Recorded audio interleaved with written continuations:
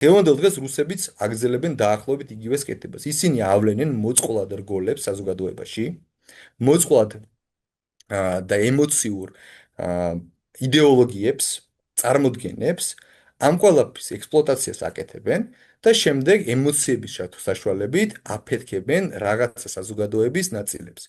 როდესაც რაღაც საზოგადოების ნაწილი აფეთქდება, შემდეგ ეს პანიკა იმ საზოგადოებაზე გადაივლის, რომელსაც შეიძლება ამ ყველაფრის არ ჯეროდეს, მაგრამ უწევს ამ ყველაფერთან ბრძოლა. მაგალითისთვის, თუ ინფორმაცია იმაზე, რომ რუსული ეკლესია უკრაინაში ატარებს საინფორმაციო და სადაზვერო ოპერაციებს არის ყველასთვის ცნობილი ამბავი, ამის ამის წინააღმდეგ ძალიან უჭირთ უკრაინულ სპეცსამსახურებს რეაგირება, იმიტომ რომ ადამიანებს ამისი არ ჭირთ.